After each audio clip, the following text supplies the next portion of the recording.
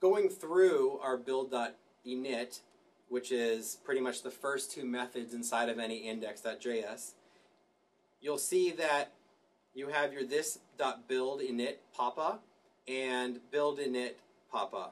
Papa is always the widget that's passed in. If you were to look over at this example here, you can see that inside the body there's a widget with ID, widget name. The example I've been using is branding, so widget ID branding. And then it would build the build object with the same name, so branding. So I try to emphasize that in the build JSON, the first object should always be called the name of the widget. So you end up with just kind of out of the gates one build object that kind of indicates that it's the most global build object you have control. You don't build the widget itself, you just build the contents within it. And so I always like to have my contents, no matter what page I'm building on, not inside the body, but inside another element. So if I need to quickly make changes to my entire context within, the body or something like that, I can. And so when it says build widget name, it would build branding. So you would have a build object called branding in the branding build.json. And that's what I show here is that widget with attributes ID 1, 2, 3, 4, class name, and then children. You could think of this as the initial, this is the, the first build object that builds all the other build objects. Whatever your widget's going to look like on first load is going to happen from, most likely from, from children within widget name. Moving on, context. I use context a lot. Widgets are all about context. Widgets provide a context within a large application. An application that has 7 widgets has 7, completely independent, but they're independent from a code standpoint, stylistic standpoint, and structural standpoint. However, they can communicate with each other. They each maintain their own context, and most basic way to look at it is their context is just the widget. Widget pound branding would be the branding widget. Widget pound doggies would be the doggies widget. That would be the context of those. And all the JavaScript, styling, and structure is fairly there's a fair level of automatic context implied in the JavaScript and the CSS. So here though, like through your methods, you'll see that query automatically gives you the context that it was chained to. So selector.query, query name. This before and after has access to whatever .query was connected to. And so you can see down here we had an event.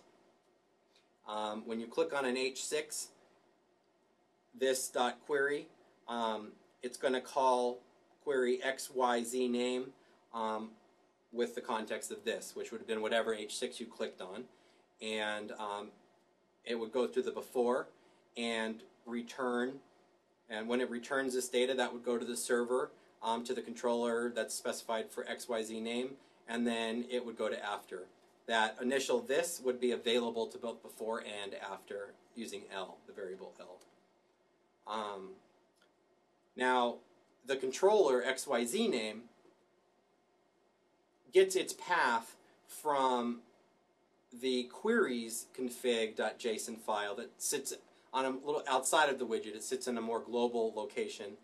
And within that queries, it has a variety, it has all of the application's AJAX calls, or AJAX controllers. Some of those controllers may exist, just have a flat out URL HTTP, TTP all the way to the end of the controller name. Some may just be the controller name.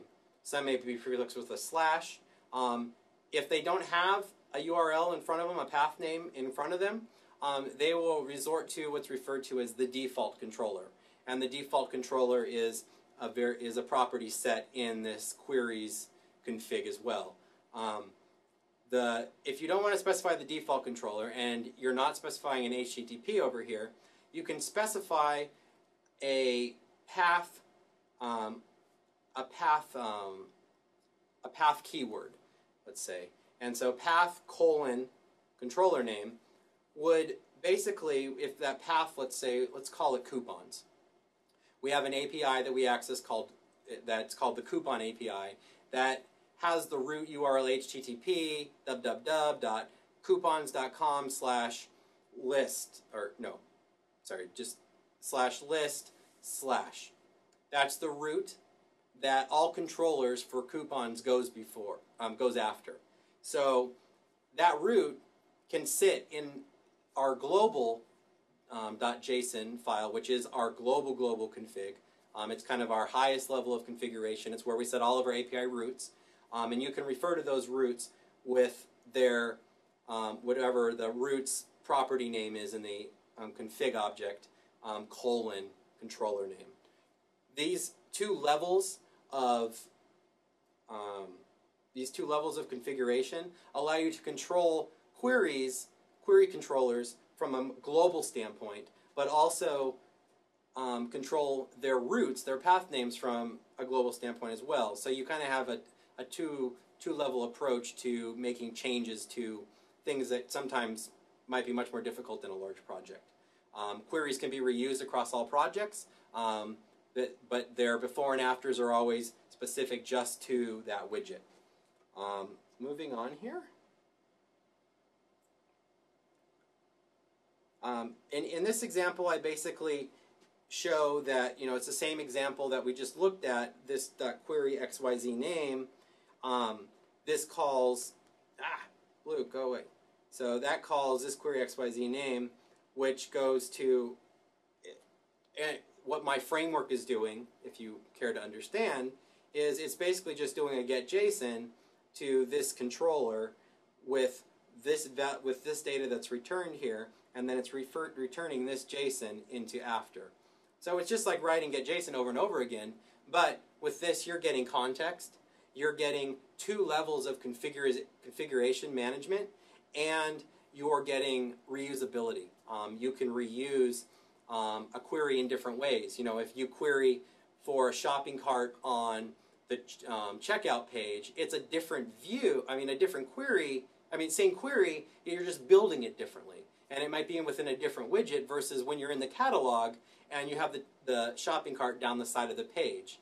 While those are the same query, they look different. They build the data differently, and those queries can be handled differently within each of the widgets while still utilizing the same configuration data. Query also is, I've given it the ability to be able to pass data to it versus just generating data within the before. So you can, inside the before statement, you could just go and prepare all your data. You could iterate through a bunch of input fields and pull their values out, construct an object, and return that, which would then go to your get JSON. Or you can also pass it using, by passing a second parameter after your query name of the object. Typically when I do that, I take that plus another default object that sits in before. I extend the two, $j.extend, and pass that to the server. So, but I find that I do this rarely in exchange for doing all of the data preparation just inside before using the L context. Plugins. This is the first time I'm really showing a build object that has data in it, but inside data is where you specify plugins. And you can see that plugins is an array with objects, because you can have multiple plugins initialized on a build object. But this, this right here will build this input field and then initialize the color picker, the plugin name color picker. And name is the only required field in plugins. If you just want to do initialization, or you have a whole bunch of JavaScript you've written in the plugin that runs on initialization, you don't really need anything else. You just need name, color picker, and that will call the colorpicker.js plugin and run the init. Now, there's two other properties in here, and some of these are many more properties like upload. But onChange is mapped in the plugin to, well, it's not really mapped. OnChange is the onChange color picker event. So whenever you change the color inside the color picker, the color picker naturally fires off an event. Well, that event goes to color change. So within this index.js plugins, there will be a method called color change, which is where onChange will go whenever there's a change. Now, the parameters and the context, those are things that are specified within the plugin, and that's up to the developer. There's not a lot of standards there, but this allows you to map. We haven't got to it yet, but you can map. You can set options for plugins in the build object.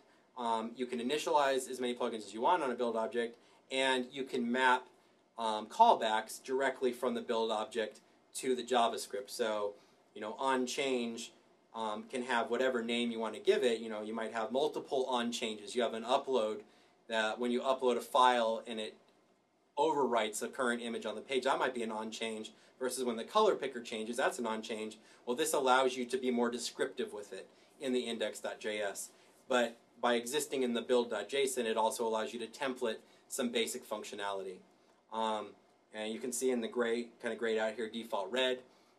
In the plugin, I have one of the options is mapped to be default, show up red by default. I try to make all of the properties that can be set in the build object have defaults, or can be optional, just to follow the same kind of methodology that I use with build objects. Build objects don't ever need any properties. They will build a very generic object just by creating naming a build object, and I try to follow the same thing with plugins. And then moving on to events. Oh, I don't have anything here. So if you go back to the whiteboard example I kind of took you through on the board, but events are, depending on how you look at JavaScript, I look at JavaScript from a very event-driven context, and my functions are all encapsulated within different types of custom events and common event handlers like clicking. So, and you select something like input bin.live, and then you have a list of objects: click, hide, show. And when you want to show an input bin or hide an input bin, you select input bin.trigger show, and that's how you access those functions. Versus just having functions exist, arbitrarily, throughout your project. The advantage of using the event-driven model, especially with all the, jQuery provides us all sorts of goodies. It provides us with the context. Like, we get the element that was selected, that was connected to the trigger, that triggered the event. We get the event object, which is just filled with all sorts of interesting information. Really, that event object does a great job of representing the DOM at the state when it was triggered, versus having to try to figure it out, setting other variables.